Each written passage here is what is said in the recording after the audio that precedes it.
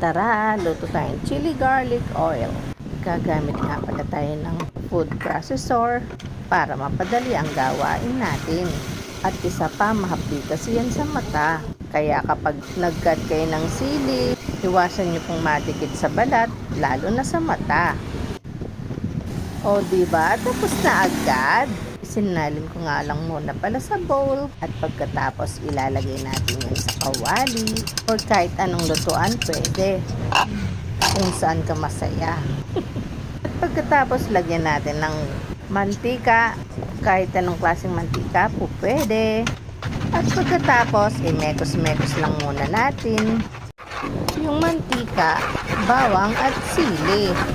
This time nga pala buksan na natin yung kalan. Sa medium heat nga lang pala para hindi agad masunog yung sili at bawang natin. Paminsan-minsan nga pala imekos-mekos natin ha para hindi dumikit sa kawali.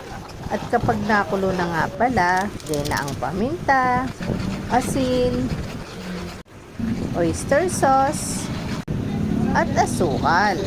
Mekos-mekos lang ha. After that, lagyan natin ang suka. Pagkalagay pala ng suka, huwag mo munang haluin for 3 minutes ha.